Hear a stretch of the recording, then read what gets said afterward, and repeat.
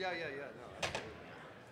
So now, do y'all want me to just cover the introductory side and say this is kind of a summary of what we're going to do and then kick it off to questions? Okay. Yeah, I think so. I mean, I think that makes the most sense. I mean, I like the idea that we're not PowerPoint heavy on this at all. You know, and this is what Open it up to questions. This is day 3 of this thing for some of these guys. And in fact, I was telling David, I've gone to 2 of the other sessions that have focused on this, partially thinking, oh well, I probably know most of it, but you always want to hear what others say, but also in case there's something people say like that's completely different. But it's also I want to be able to say, if somebody went into something and did a great job, which a company did, I might just refer back to this. You've already referred to this. We don't need to go through that part of it again. Well, I think that the interesting thing about our panel, if I was to pick anything out of it, there is no balance here. We are all on one side of the issue. Right. Yeah. So if you want to ask your questions to one side Right. of the issue, we will give you that answer. Right. I think that is probably. By the way, Angela, I love your questions. I don't think I paid enough attention to them till last night.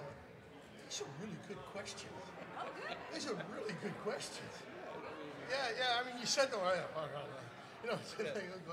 And then nothing like the opportunity to publicly hang in the morning That's to right. focus the mind. That's right. Oh, maybe I should read. That's what happened to you today. I didn't see it. No, he's just talking generally. Yeah. Not nothing. Oh, you didn't get that memo? What happened today? Verizon write another one about us? It was a press conference. Okay, thank you. I'm like, oh. That's what we were talking about yesterday over lunch. I was not in, but my flight came in, so I missed it.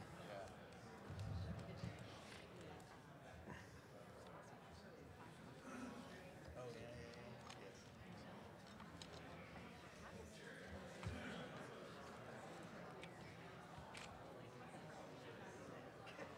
Well, the interesting thing to me is that AT&T or Verizon's letter put out there that Iowa is the model. Why is Iowa, out of all the places in the country, the model? I mean, not that I don't love my brothers next door, but come on. What about New York City?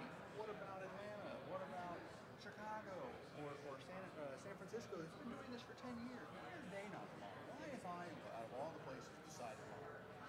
Come on. There's an agenda here.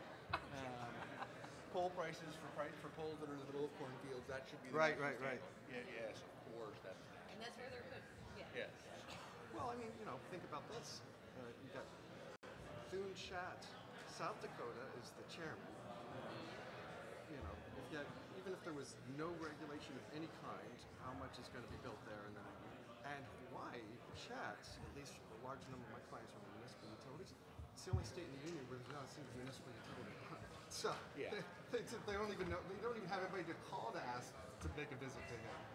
And the same thing, Hawaii, other than the Big Island and a couple other places, where's the cells going? The push for that. There's a lot of areas of that state that need broadband, and South Dakota, I would say that too. I don't think small cell is the solution for those areas. And definitely not for rural Nebraska. So for those, but I'm just saying. So for those 7, I mean, now on the other hand, they could say, well, we're taking the charge seriously of we're the leaders of this committee, so we're not taking a probe. I always, it's like, okay. Well, it's interesting. I should send you a video. It's pretty entertaining. We closed captioned it, and it was a Senate committee meeting in Tennessee that I was sitting in, and I was just on call, even if I normally am.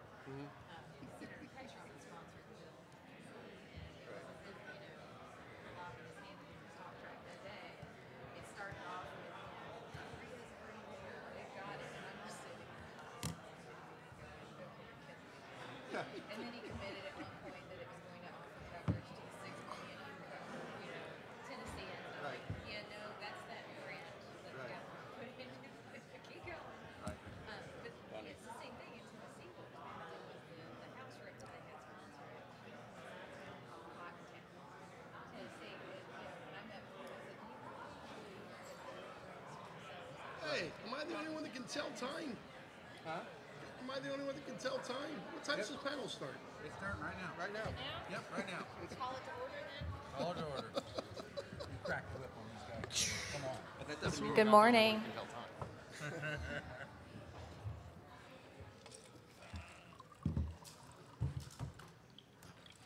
You all right? You good? Thanks everyone for being here. We thought we'd go ahead and get us started, noticing we're about a minute past our official start time.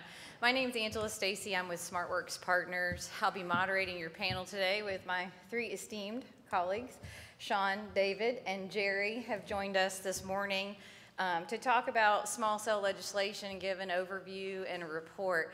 And what we thought we'd do for today's panel, because we know probably several of you have sat in sessions that have covered some of this material in different ways, we're going to cover a couple of brief slides, about 3, to kind of sum up what we're going to be discussing, and then I'm going to turn to the panel with some questions, and we hope that will leave us a healthy amount of time to take questions from all of you as well. So I think you've probably all heard throughout this week what a small cell is and the background, so we'll breeze by that. Give you a quick picture of what the state legislation looks like right now around the country, and then we'll move to that panel discussion.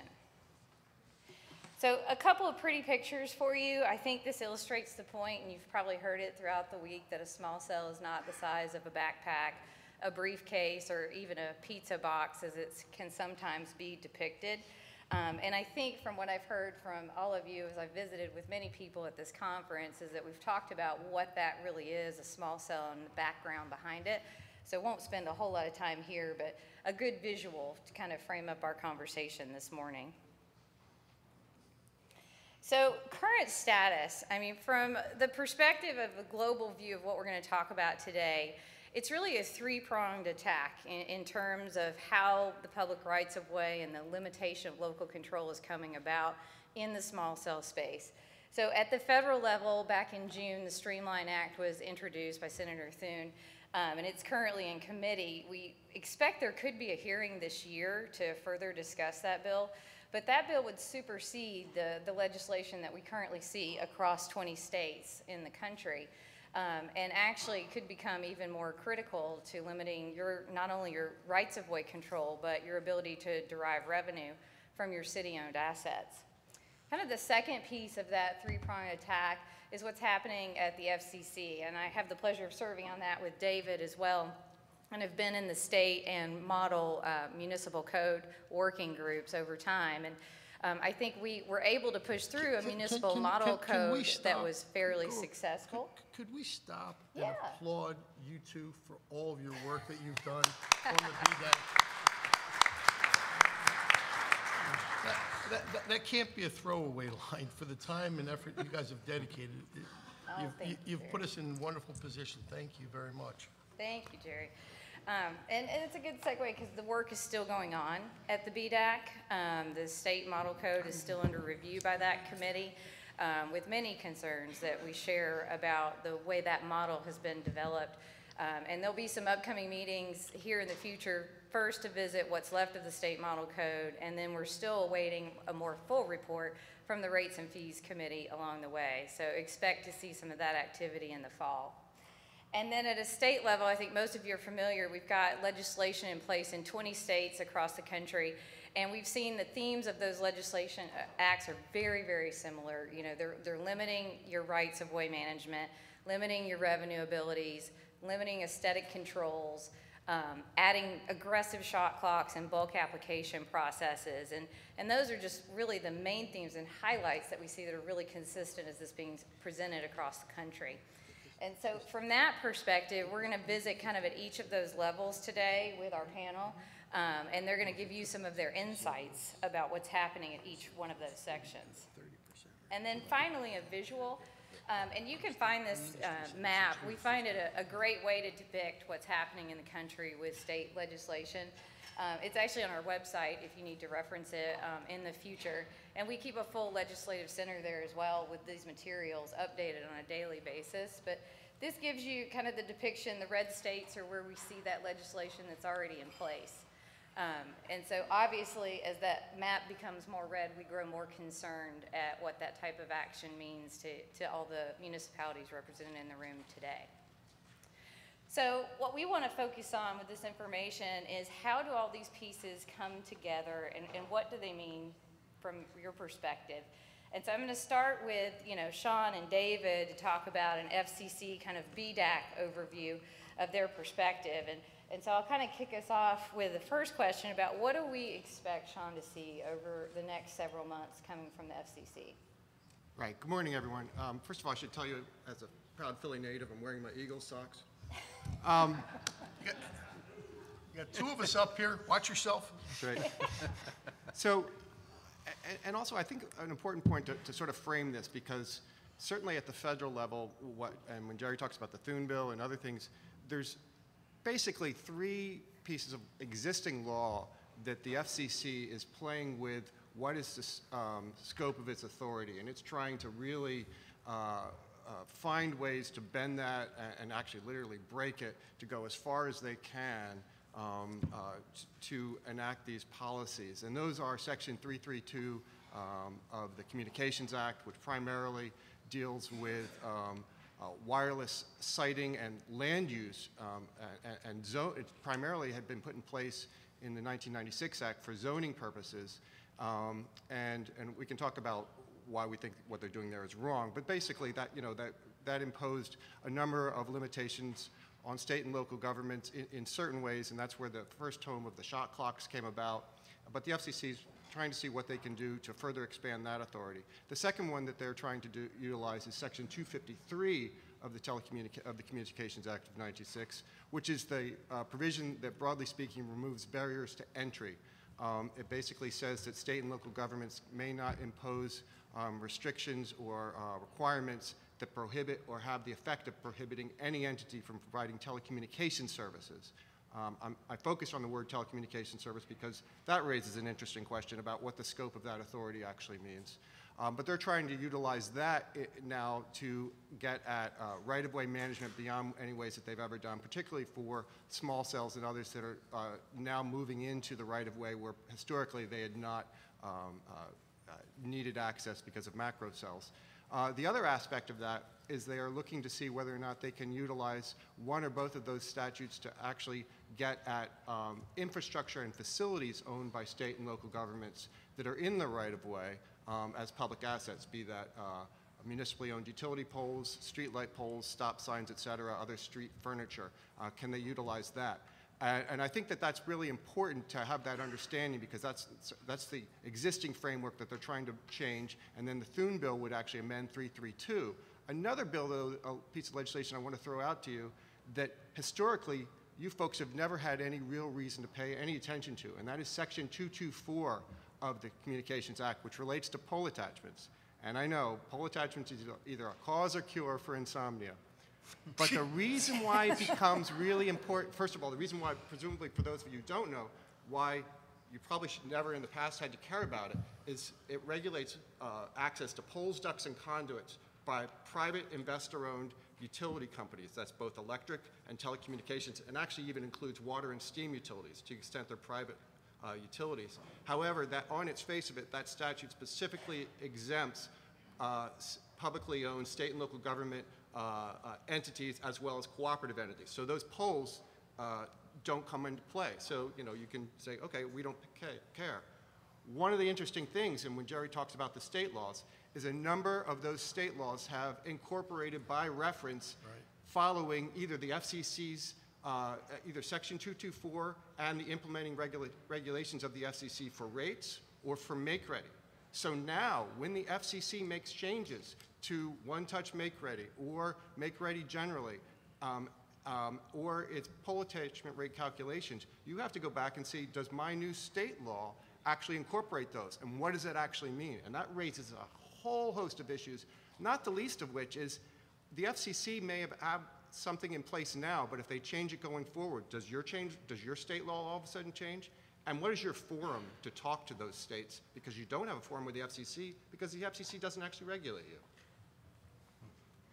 So kind of on that note, David, from your perspective, how are they using the work of the BDAC right now at the FCC? Really, the FCC is taking the work of the BDAC and using it to inform a lot of the policies that are coming out. The one-touch make-ready rule, the rate and regulation, or the Rates and Fees Committee is going to really influence future FCC rulemaking that says some version of, if you're to read the tea leaves, this is a range of acceptable fees that you can charge for your infrastructure. The municipal model code will be used by lobbyists in your cities to say this is what it should look like. And the state model code, which is kind of up in the air at the moment, will be used as a template for the other 30 states you see on there to influence public policy discussion. I think that for the benefit of the audience, when you get to the question and answer phase of this section, this is not a balanced panel. We are all on your side of this issue. So if you want to have a discussion about what we're doing and where we're working, ask the questions. We will answer them. Absolutely. So, Jerry, if the streamline bill were to pass, how would that impact the existing state legislation from your perspective? Sure. I promise to answer that in just a second. But as a Philadelphia kid come home, I want to thank the officers, both the elected officers and the board and the staff of NTOA for putting this meeting on. It's been so much fun. I guess I never realized how much I really love being part of this organization until last night. I happened to go to dinner with a group of folks, and the dinner was about 12 blocks from where my mom lives. My mom's 84. She came down. She was like the belle of the ball. I love all of you, and thank you very much for being so kind to my mom. It was fun. It was fun. So there's some handouts in the back, and it's basically a summary of the state laws. But I stole SmartWorks map because it's a lot better than mine. It's a lot more detailed. But even there, maybe there's some tweaks that we can make, and we could talk about it.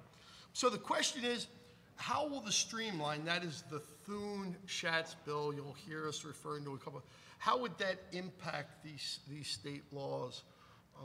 Let me sort of answer this on a couple of very overly simplistic ways. One, it depends on what it says when all is said and done. Two, do not count on the federal law improving on a bad state law. So if somehow you believe that you're in Illinois, outside of Chicago, and you're going to try to work with Senator Durbin to improve the Schatz-Thune bill, or Thune-Schatz bill, in a way to try to overturn a bad term in that state legislation, that's just not going to happen. Let me give you an example of why I truly believe that. In 2014, the FCC issued a set of rules that we now know as the shot clock, right? The shot clock was developed, but it wasn't developed in a vacuum. Many states already had shot clocks. And so the question was, if your state shot clock was shorter than the federal shot clock, did you get the extension to the feds? And the answer was no. Or could you use the federal shot clock as a defense for not doing something in the same time frame as the state shot clock? And the answer was no, right? So anything that the feds do, I think you should think of as a ceiling, right, with the states being able to peel back. So that's one thing. The other thing is that we have so many more protections at the federal level on FCC or congressional action that we don't have at the state level. And that is things like the Fifth Amendment as applied through the 10th Amendment in terms of the takings issue, right? Because public property, just like private property, is entitled to constitutional protections, and the feds can't do it. Now, at the state level, unfortunately, they can, because there's a different legal concept that happens at the state level, and that concept can be summed up very easily between creator and creature, right? A local government is the creature of the state, and among the powers of the creator is the power to destroy. And courts have said it almost in that simplistic language, so I think we'd want to do that. The other reason I say that you can't really look to the feds, and Sean's more the expert here, so if I get this wrong, Sean, please correct me. A number of years ago, there was an argument that came out of the state of Missouri. The Missouri League of Cities challenged the state law on whether or not there could be municipal provisioning of services, and it went up to the Supreme Court. It was Missouri League of Cities versus Gore, not the Gore that you're thinking about. He was the Gore of Actually, Nixon. Nixon. I'm sorry, Nixon. Jesus, Nixon. Different presidential candidate. Yes, Nixon. And what the court said there was that Congress can interfere in the relationship between the state and the local government, but it has to do it absolutely explicitly. You know, in that case, the question was under Section 253A that says that a state and local government cannot prevent any entity.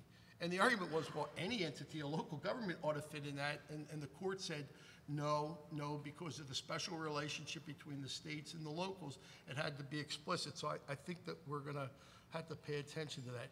The third area, and we haven't talked about it really at all here, I was surprised that I realized this, is the cable industry's entry into small cell or the mid-span issue. That's an issue that's sort of on the periphery right now. The cable industry is trying to get it into the FCC orders. They also are trying to get it into the Thune-Schatz bill. When the Thune-Schatz bill was first introduced, or I'm sorry, released, it had a whole section in it which was basically a rewrite of what you were entitled to have as a cable franchise operator. And that was taken out. But I know for a fact that a version of that continues to exist, and that's one of the threats that will come at us if we don't behave ourselves, that we might see that. So I guess in summary, state is really where you need to protect yourself. That's where you're the most vulnerable. And if you lose at the state level, please don't think somehow you can come back and win at the feds, because it's just not there. Thanks. And so kind of playing off that, because you answered a couple different questions in one there. David, how does the BDAC impact the current state legislation in those 20 states that have it? Following up on what Jerry said, I don't think that if there are better terms in the state model code that comes out or the municipal model code, that you're going to be able to apply that or use that. You may be able to take that to your state legislators and argue for that change in legislation, but you're going to have to do that. And I think that's going to be a challenge in some places. The state model code and the municipal model code right now have blanks for the fees that you're allowed to charge. And I think that if you're in Oklahoma where it's $20 a pole, you're not going to be able to win that argument. So I think that's going to be the challenge for a lot of people. And Sean, do you have additional perspective? You're nodding your head. Yeah, I was going to say absolutely. I think that the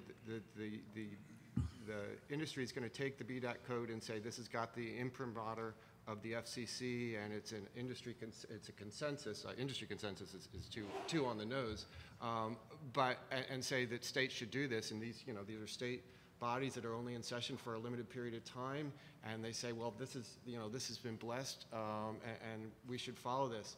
And the other thing I think is, it goes to Jerry's point about a lot of these things act as one-way ratchets. They set sort of the ceiling, but that the states are free to put more restrictive notions in it. The FCC has also shown its hand about how it will use BDAC in that way.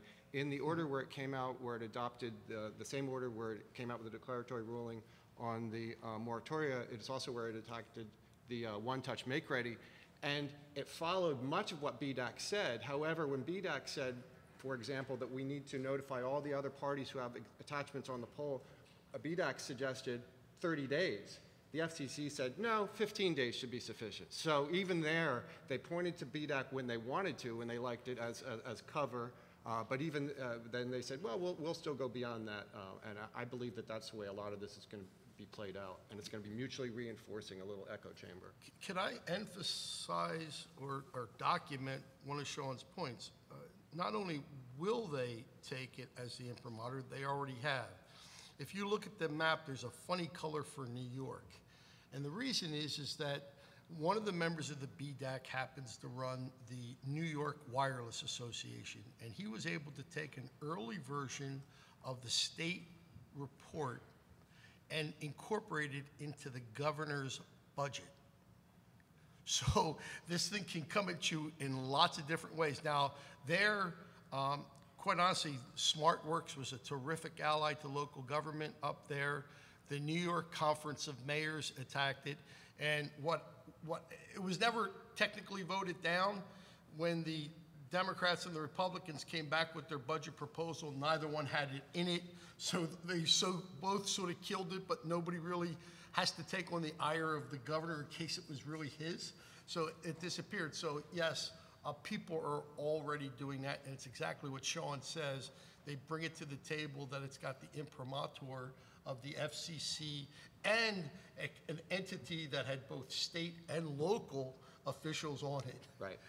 I was at a meeting, a broadband community conference in the spring, and Elizabeth Bowles, who's the current chair of BDAC from Aristotle, I think, in Arkansas, somebody asked her what is going to be done with BDAC, and she said it's her hope that it'll be brought to every state legislature in the country in the next legislative session in one form or another.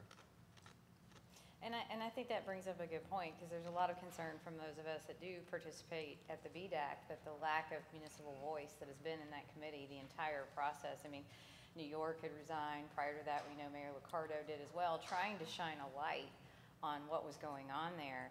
And it's probably a good segue into something we talked about as a panel together is, what can cities do? What should they be doing, in terms of fighting off this type of legislation? What makes a successful battle if this is being presented in your state, and what do you need to do from a strategy standpoint to start to fend off that type of messaging as it comes your way? And I'd probably open that up to all three of you, whoever wants to dive in. I once heard that that the best fisherman in the world would like to read the book written by the fish, right? Well, we've got somebody here that defeated the legislation in Nebraska. I think we ought to defer to him first. And I do like to fish, beside that point. So a couple of things. A lot of narrative out there about how, at least in our state, that 5G was the answer for rural broadband. I think we demonstrated that that was not correct, and that was the first time that this was brought forward, and that was in the 2017 session. So it's actually been not technically defeated, but as far as a vote, but it was not approved in 2 sessions in Nebraska. The challenge that we have is, and I think a lot of you share with us, is the industry will pay lobbyists, and they will spend their entire day working on this. And we have cities to run and infrastructure to run.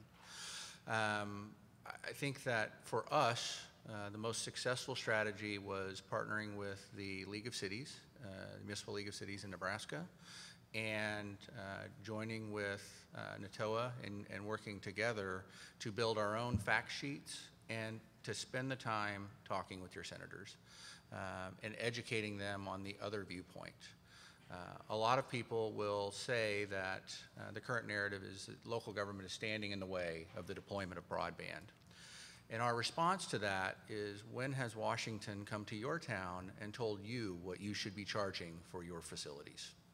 And why do they have the benefit of expertise in knowing that wireless should be more important than wireline, than natural gas, than electric utilities, than water utilities, and that we have been doing this for a long time, and we know that we must treat the right-of-way equally for all parties. So why are we creating this special carve-out for one specific industry without any promise in return for service to everyone? And I think that's the challenge, and that's the narrative you need to get out there. It is work. I spent better than 30 days at our state capitol last session. The nice thing is it's 6 blocks from my office, so I'm very lucky there. But you do have to spend time, and these fact sheets like Jerry has provided in the back are invaluable for pushing back against possibly I would describe them as misleading arguments that are being provided to our legislatures for this issue. Yeah, no, and I want to emphasize something you just said there, because I do think it's so important. I do think there's a lot of misleading information out there. And, we ourselves have worked with a lot of our clients in states around the country to help educate what this legislation really means if it were to be enacted. And I think, while your focus can be those kind of NFL Tier 1 cities, where you really need to be reaching is across the entire state so that everyone understands that messaging, because to your point, that rural coverage misnomer that's out there is a message that can become very diluted and confusing and easily bought into without any real proof that a small cell is ever going to be deployed in rural America. And so I absolutely echo everything you've just said. In terms of, you know, what actions cities should, yeah, please. Yeah, it's really hard to say they're liars without coming off harsh. Yeah. So for some reason, the expression false narrative has seemed to work fine, right? People get the message and you're not being overly. The other thing is, and I've shared this in a couple of states, and if you wouldn't mind, maybe I'll just share it very quickly. I wrote a paper called The Mythbuster. And I wrote the paper, but it was Mitzi Herrera's brains, it was her idea. And it was really fun. And you just go through, and in 2 pages, you sort of take on the false narrative. You take, all right, I mean, the Mythbuster number 1, small cells are not small, right? The small of small cell refers to the area served, not the size of the equipment. You know, and Andrew Afflerbach and Joanne Hova's CTC wrote an engineering paper on the size of these things, and we filed it as part of a filing at the FCC, and you can share that. It's there. The Mythbuster number 2 is that, you know, while 5G does not yet exist commercially, right up front you want to make it clear that your local government wants it for your constituents as soon as it is. Right? Again, take on the false narrative that we're Luddites. Right? We want this. We want these services, but it's the balancing act that David talked about earlier. You know, the third Mythbuster, and this is the one that you're going to hear, and that is, if you fail to pass a small cell bill, it will put your state and your community at a competitive disadvantage. Well, that's interesting, because when you look at where the industry has announced that they're doing their demonstration projects, well, up until recently, none of them were in states with small cell bills. So their own fact pattern goes against them. And in the case of Pennsylvania, where there's a bill right now, why is there not a single demonstration project in Pennsylvania? I mean, it seems to me that Verizon and AT&T ought to be explaining to the state legislature why there isn't a leading example in this state. Where does that go? The other thing is that, is David's point earlier, and that is state-mandated access to rights-of-ways and poles will somehow reduce the unserved in rural areas. Not going to happen. And in fact, in Virginia, after sort of allowing that to sort of float out there as a promise, Verizon sent a very crystal clear letter to the legislature saying, anybody that believes that this somehow is going to address is wrong, and we want to make that clear. It's interesting, the letter didn't come before the law was passed, but it came immediately after it was passed. So again, take this false narrative on, take it on at the feds, take it on at the state, but I'll tell you where else you have to take it on. Take it on at the local level, because if you preserve your rights in federal law, you preserve your rights in state law, but you let your local officials sign a bad deal, you got to live with the bad deal. So make sure that your education component is at all 3 levels. I would agree. I think also just this room, NATOA, is one of the strongest assets you're going to have out there. You're never going to be able to take on carriers one for one in terms of lobbying or dollar sign. What you really need is to basically bumblebees, pollinate, share lessons, what worked, what didn't work. Call them out when they say, we would never agree to this, we don't do this, when you know 2 states over, the NATOA chapter can give you information exactly how they did. As Jerry talked about, sharing the myth-busting type thing, distilling your arguments down to things that busy state legislators can actually comprehend, because industry is genius at distilling these things down to one-pagers and bullet points, and rural America is going to be served. It doesn't matter that rural America won't be served by it. The fact is they say it.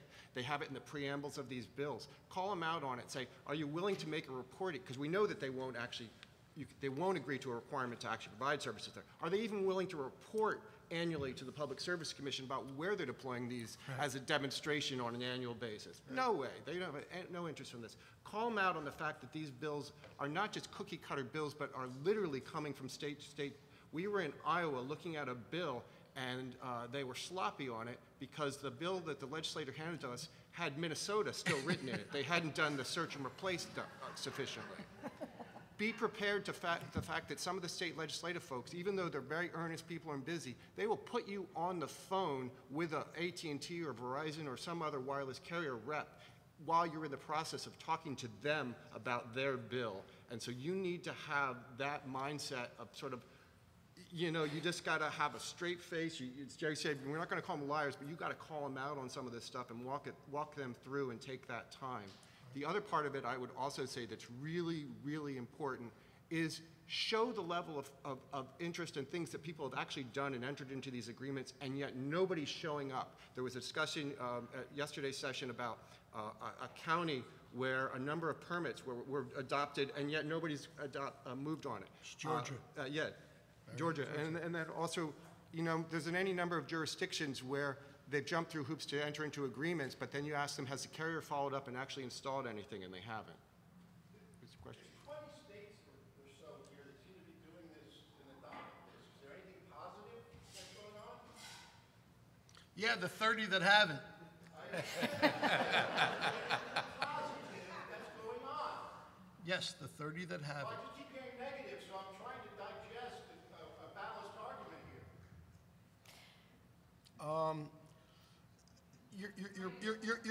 Your point is very well made, sir. One of the things that they do to you when you go to law school is they configure you so that you are always outlining the threat. And so I fear that Sean and I are simply practicing law up here and making sure that you're aware of the threat. But yes, there are That's what I mean, the threat. Isn't 5G in the universe a positive thing and networks positive Absolutely. education and public safety? Absolutely. So why isn't there any discussion of collaboration in some of the methodologies that are working? So I wanted to yes. speak to that. I think that at yesterday's panel, that we focused a lot about that. On this particular, on the state legislation, one is, when you have a state in which you have, there is no preemptive legislation, you have local governments entering into deals. And what we talked about at yesterday's panel is a lot of the mechanism of how we did those deals. It's very harder to say at the state level a positive story because, as Jerry said, it's always the inverse of the negative. It's a state where we defeated legislation. And what you don't see in some of these things, which I would say would be a great thing to add to those maps, is little stars where you show local communities that have actually worked out small cell deals to use their infrastructure, or they passed legislation to streamline the public works process to get those done, and a lot of those are happening. But I'll just say, it's very hard because there isn't a central repository of places or a nice sweet map where you can see a lot of those good things. My organization is actually tracking that. So, So who are you, sir? Can you tell us? Peter Murray, I'll be moderating a panel this afternoon. And you're with who? National infrastructure and policy. Terrific, terrific. And I'm studying cities all over the Good. country, and I'm getting CIOs, and I hear so many positive, collaborative stories. That's why I'm shocked. I'm just sitting here, and I Okay. haven't heard one. I'll tell you what. Let's. Okay. How is the threat to the United States of America network? You know, I think a couple things, and then we're going to move because we've got hands up in the audience. But the one thing I would say to your point, and I feel your passion about it, is I think the reason you're not hearing more of those positive stories is because, unfortunately, that narrative has been put out there that there are a lot of municipal bad actors. Instead of focusing, to your point, there are a lot of best Okay, practices out Stop. there. Let somebody else talk. Yeah. So let's get to this gentleman. He's had his hand up right here in the front for. Can we go Danny Cohen? Dan's. Real quick, thank you very much. Do you mind, just a real quick positive story for the gentleman right here in Pennsylvania. So we we represent municipalities in developing wireless ordinances, right? And we did a survey of our clients just recently that we worked with on wireless issues, and asking them very quickly, how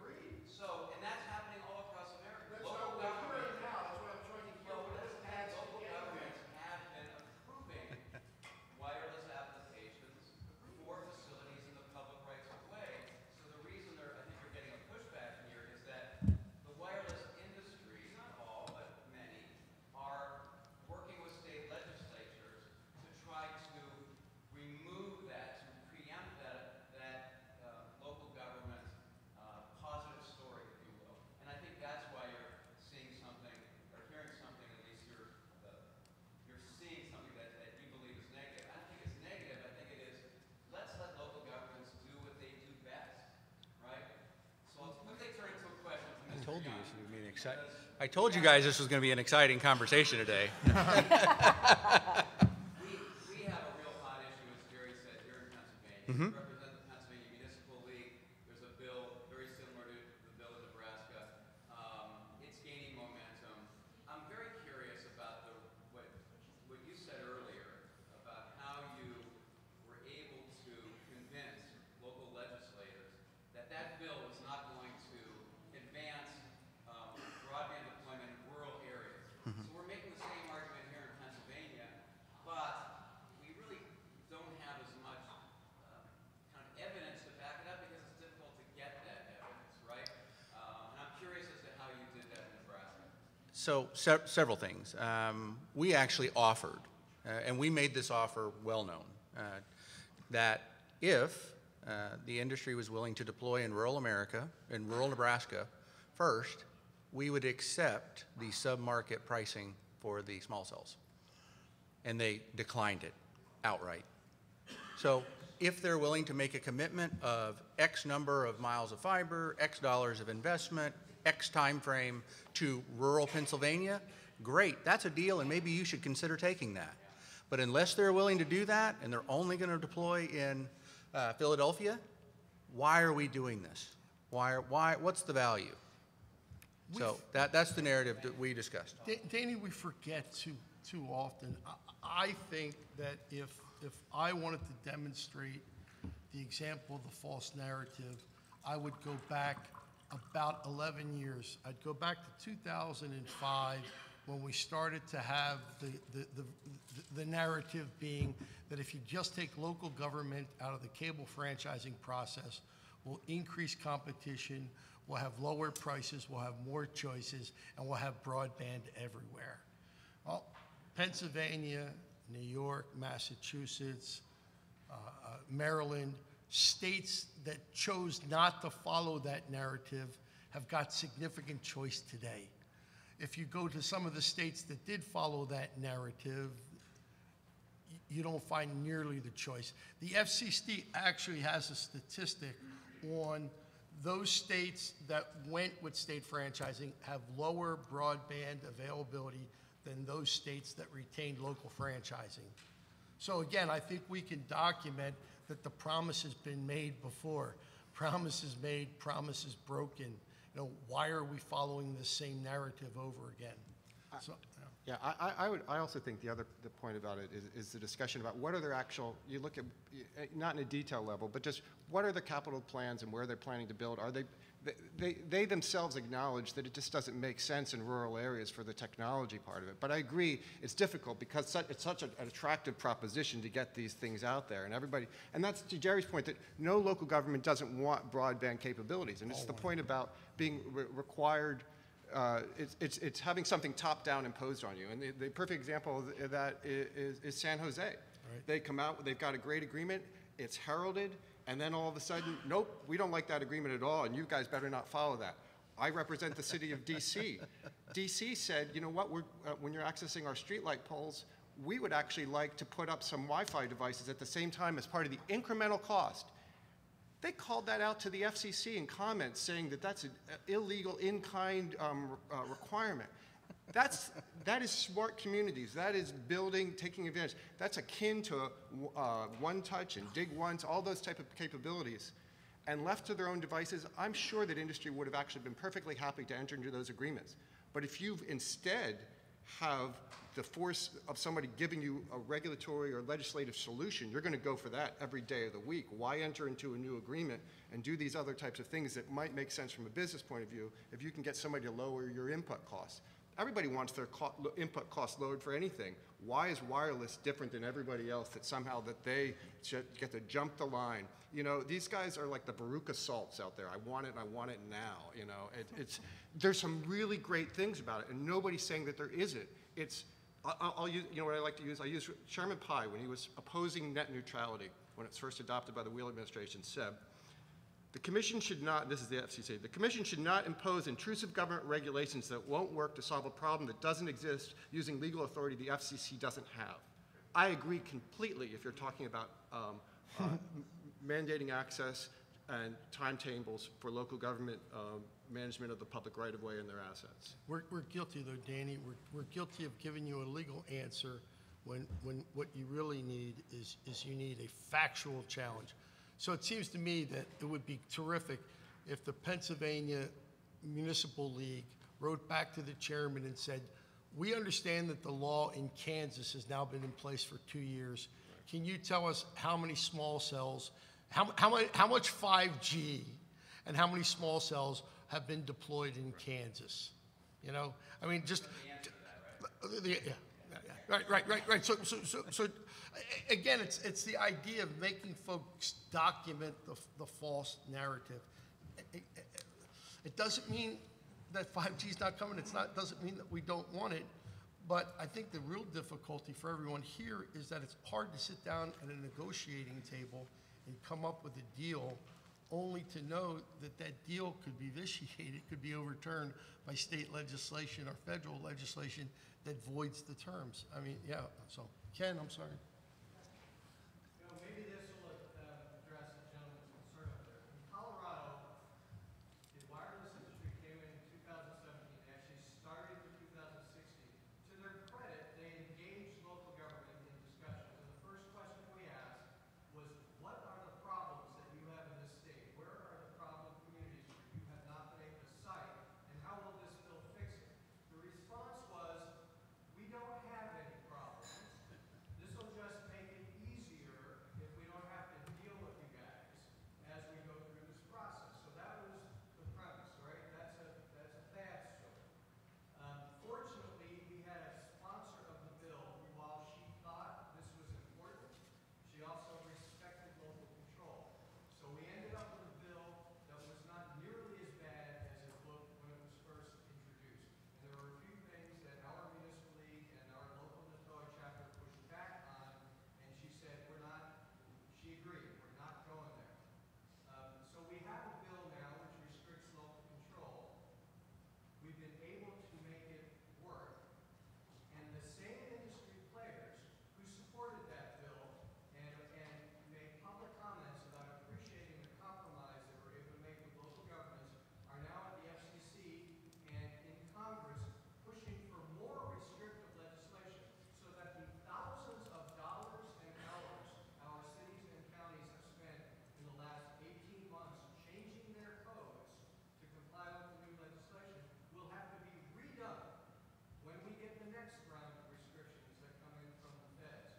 So there are some positive stories out there, and we are working very effectively with the industry people on the ground.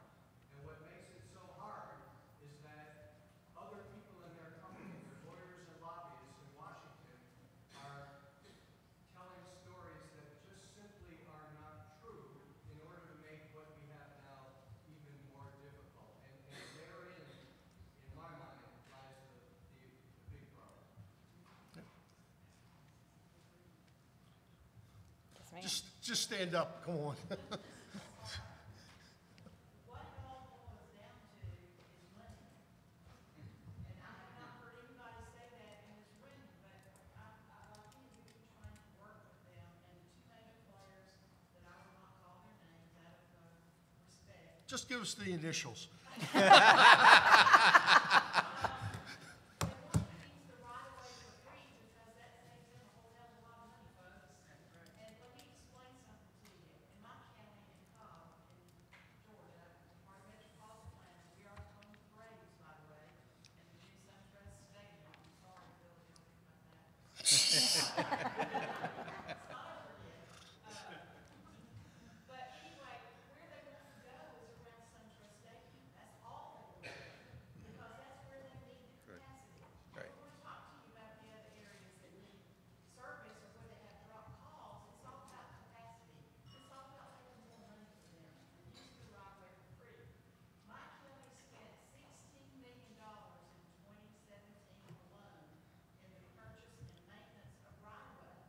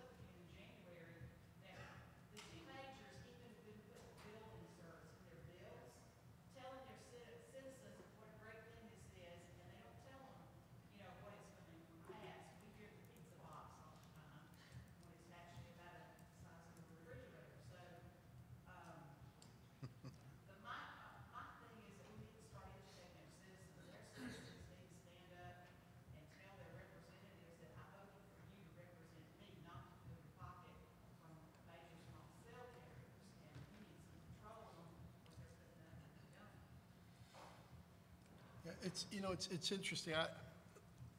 I will tell the story. I think it's true,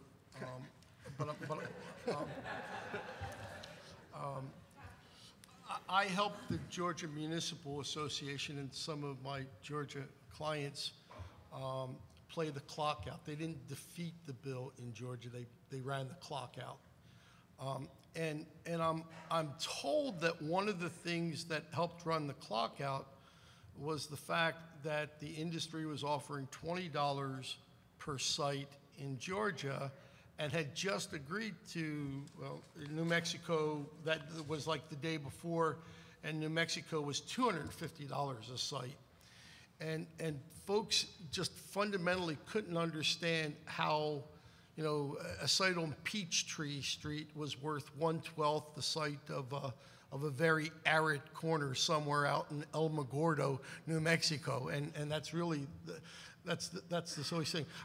The problem is that and that stopped it because people were offended.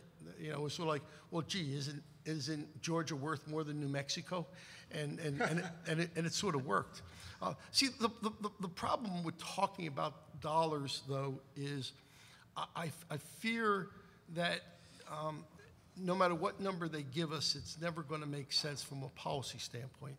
Let's take Philadelphia. Let's take Pennsylvania, for example. If you were to give a fair price for Philadelphia, Philadelphia has just done an ordinance that it's $3,000 for a site for the first number, and then it gets reduced as you take more. But if the state legislature were to say, okay, well, $3,000 the number, well, then that would not work because there are areas in the state that you shouldn't be paying $3,000. So Philadelphia shouldn't set the mark for the rest of the state. But by the same token, the corner out in Amish country in Lancaster County, where the fair market value might be $50, I don't know, it might be $50, ought not set the market price for 12th and Market here in Philadelphia. And that's the difficulty with state legislation, and then you can multiply that if it's federal legislation, because from a public policy standpoint, you're either paying too much or too little, and that's the beauty of allowing the market place to govern it. The other thing is, and Sean gave you the best example of it, perhaps rather than, and I'll make a number up, perhaps rather than $100 a site, I would be very happy with $80 a site and you putting up my Wi-Fi. And again, if that type of flexibility, that type of creativity is taken away because the commission or a state or the federal government decides that type of in-kind contribution is not permitted, then you lose the whole idea of creativity, you lose imagination, you lose, neat ideas.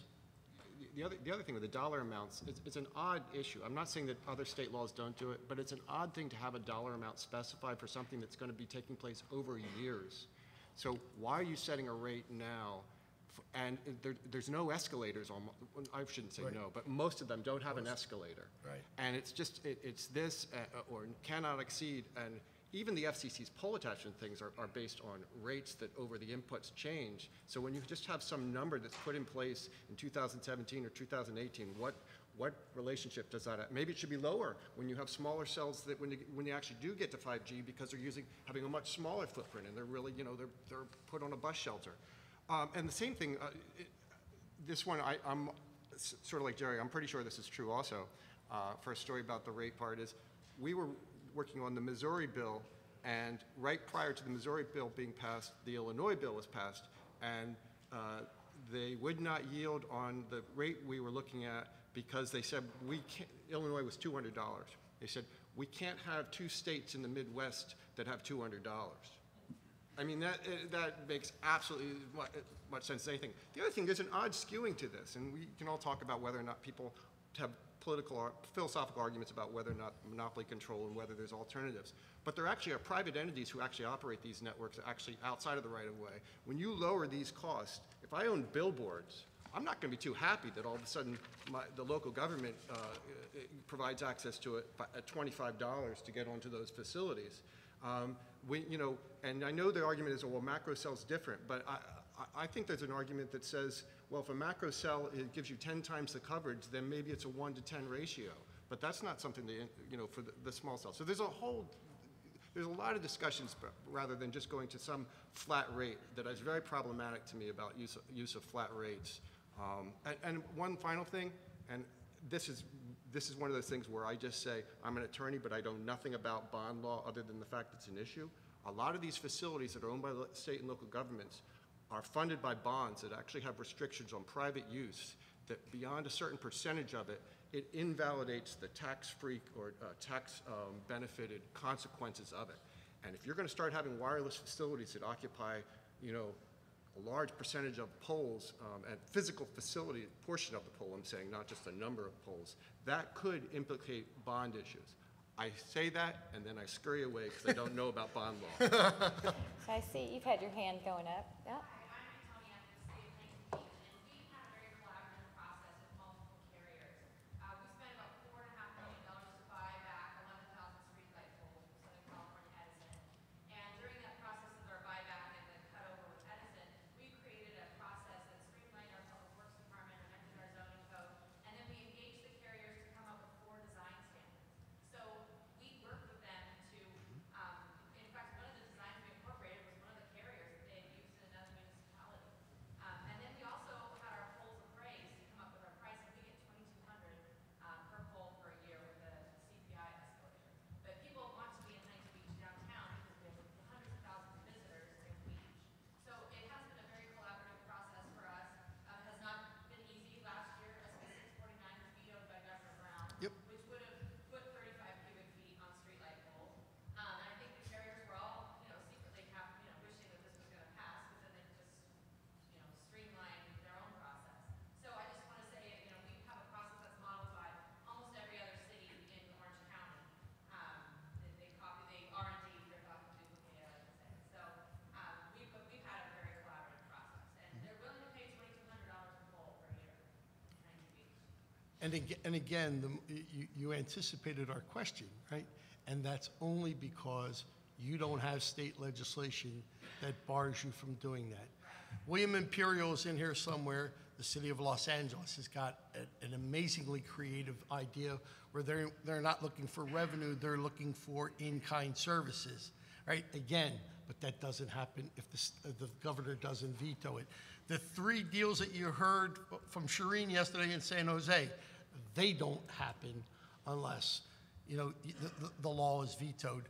The city ordinance in Philadelphia that establishes its rate, it goes away if the state.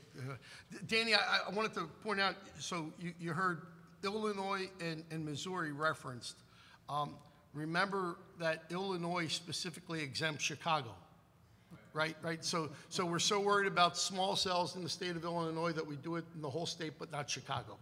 And Missouri is interesting in that Missouri is the first law that sort of makes the industry put their dollars where their promises are. In Missouri, that law will sunset in 2 years. So, again, I'm never going to promote state legislation, but if the demand is so great and we're such a retarding factor, then 2 years ought to give you your chance to get what you need done. I'll just add that in Texas and San Antonio, we were one of the first to develop the working relationship with our carriers and negotiate. I was one of the first to negotiate small cell licensing agreements. Yep. And they were destroyed by the legislation. It went away, right, Gabriel? So your success story is no longer a success story because the state legislation took it away. That is correct. Yeah, and by the way, if you're looking for a really good model for a deal, steal Gabriel's. I have been for years. But just one last point. The other thing is, you should also look and see the small print in the bills about what they do to existing agreements. Missouri is an example where it says nothing herein shall basically eliminate or void an existing agreement for those facilities that were installed as of the effective date of this new law. Which means, if you've got an agreement and people are up on there, those are grandfathered. But anybody else, even under an existing agreement, if they haven't actually installed yet, then they come under the new law, which actually creates a disincentive for these people to actually move forward, because they're going to wait until September of this year for the law to actually go in effect before they can do it. But it's unwinding existing agreements that are, in theory, successful. Yes, ma'am, right there. So I have a question about, getting back to the lady's question from Cobb County, going back to kind of those areas where we need infrastructure. So I work with a lot of rural clients in very rural areas, and I've heard things such as, this past year we had a car accident where someone died because the cell phone call to 911 was incorrectly routed because of the lack of infrastructure.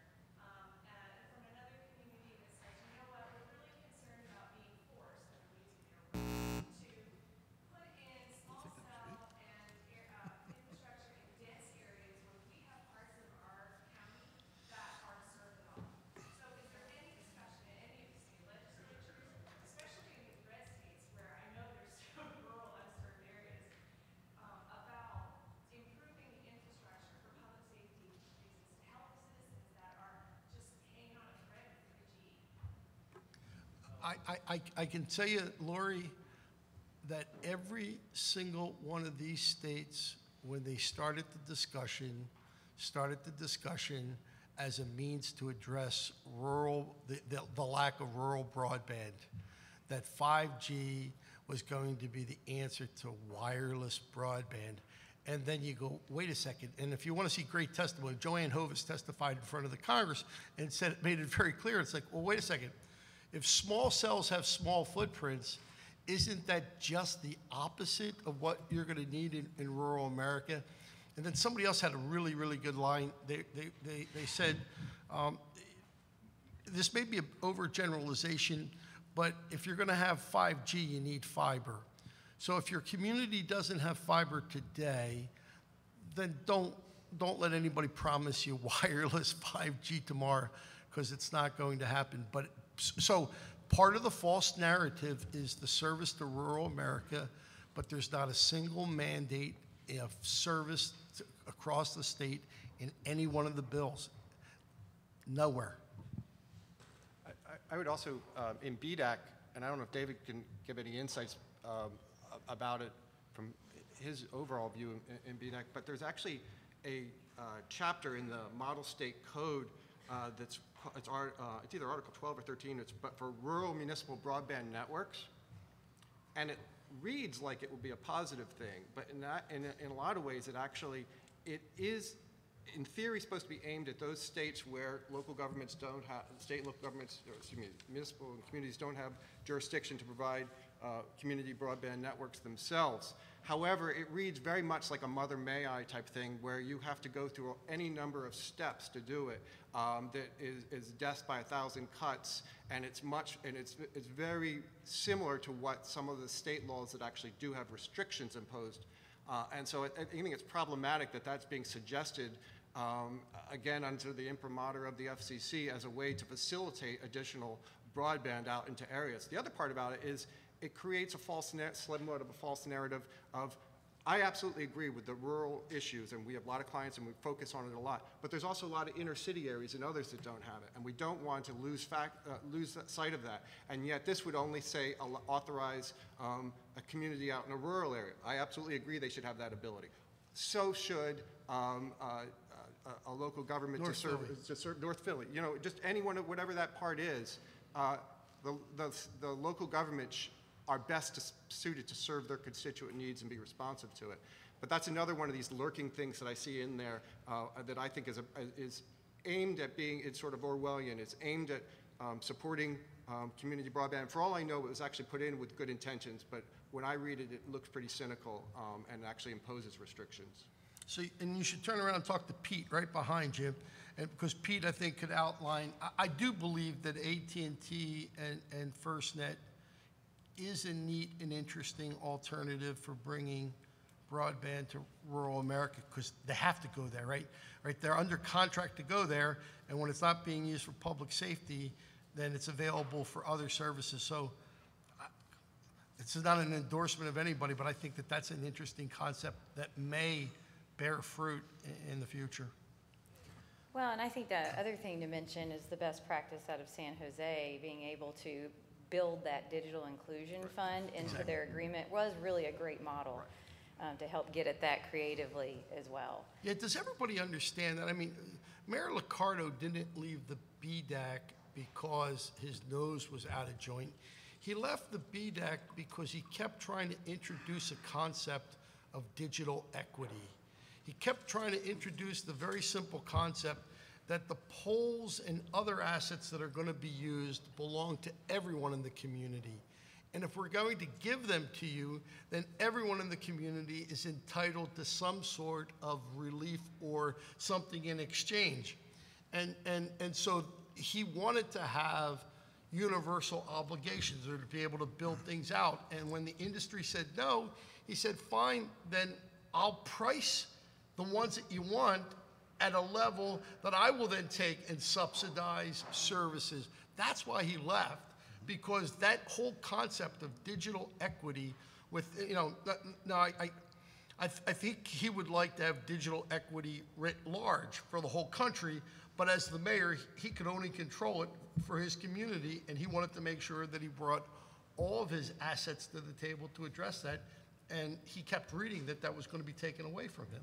Yeah, absolutely. So we're approaching, we've got about 10 minutes left in our session, and I think we've just very elegantly been in our question and answer phase without even trying. So yes ma'am, I see right there.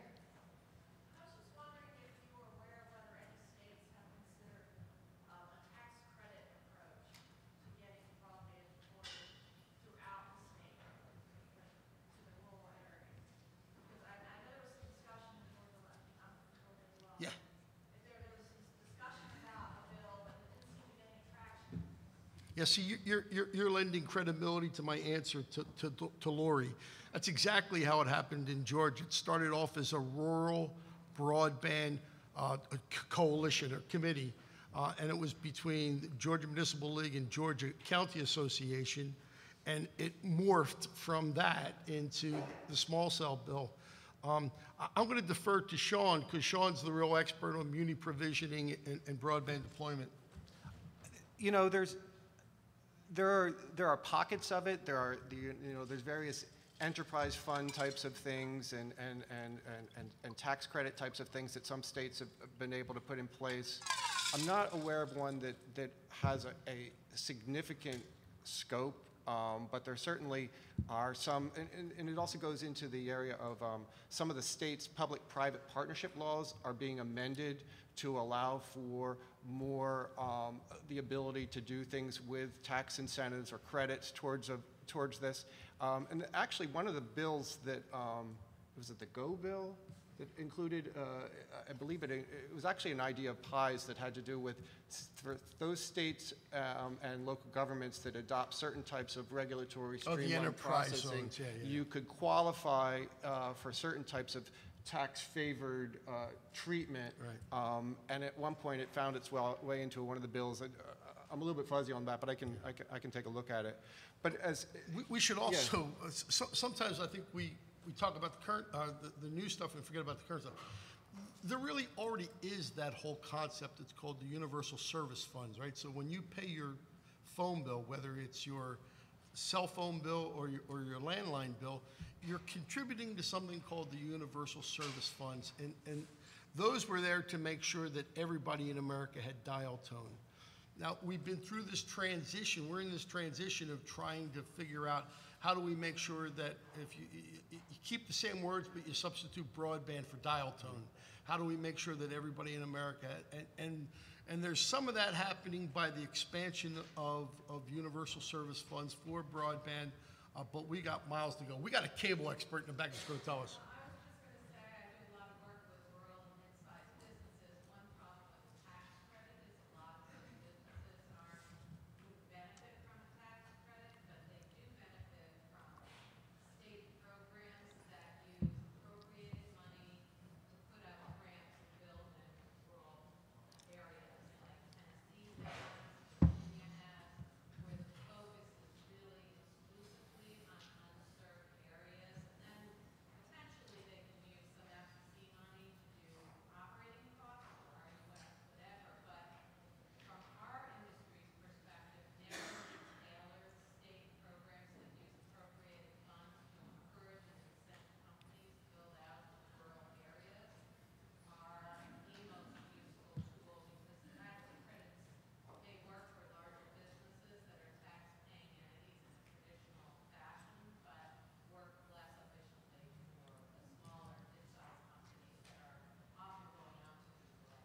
one of the most powerful events I ever saw was Joanne Hovis testifying for NATOA, Ted Carlson, who is like the most senior of the mid-sized telephone companies, and somebody might have been Jonathan Adelstein for WIA, and they basically all agreed that we cannot deregulate our way to universal deployment of broadband. I mean, the magic word that you just heard was appropriate, and that's what everybody agreed to.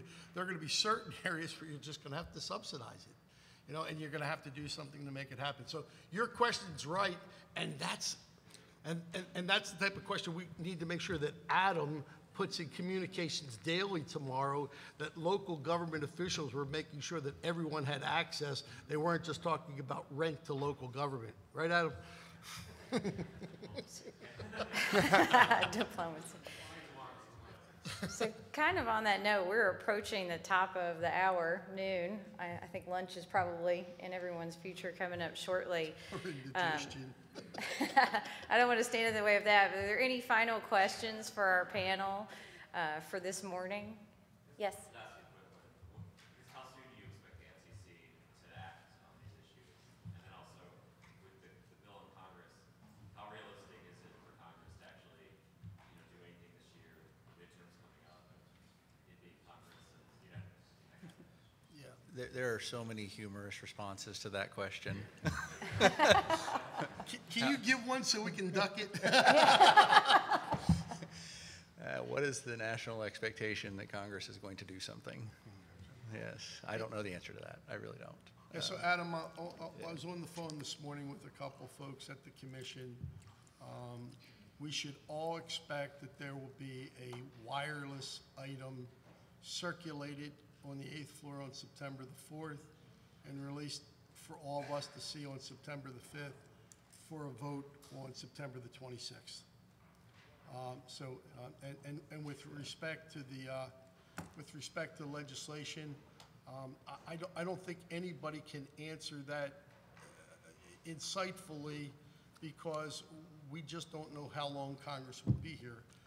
I think that the time is probably too short for any bill that doesn't have a companion in the other body, is not even scheduled for a hearing. But bills have moved lightning speed before, so if you're asking can local government relax and not worry about a federal legislative threat, the answer is no. No, and anything that doesn't get done in this Congress will simply be the starting point in the next Congress. It'll be the same bill, it'll just have a different bill number. So, yeah, so it's not like somehow if we survive this Congress that bill vanishes. You know, it's not. It's the starting point for the next discussion.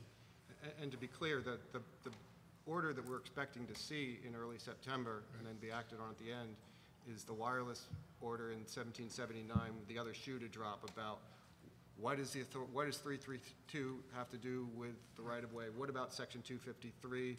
Does it limit fees to cost recovery? Does it, for example, get into use of publicly owned property in addition to the right-of-way? Is there a distinction that holds up against 253 for proprietary versus governmental? A whole slew of those. And some of those they may do by way of an order, and some they may do by way of a declaratory ruling, because some of these issues were actually raised not in a notice of post rulemaking, but in a notice of inquiry. So I think the way that they'll sidestep the fact that they may not have actually proposed rules is put out a declaratory ruling on those, which all sort of feeds into the prior order that the declaratory ruling they just came out saying about moratorium. They're little by little fleshing out their broad belief, broad scope of authority they think they have under Section 253 to get at almost anything. Yeah, Adam, I didn't get all those details. I just got dates. So I think that's probably a great stopping point for us today. We knew this was going to be a really engaged discussion, and I hope you join me in thanking our panelists, Sean, David, and Jerry. Good job. Great job. Thank you guys very much. Our only hope is that the holiday weekend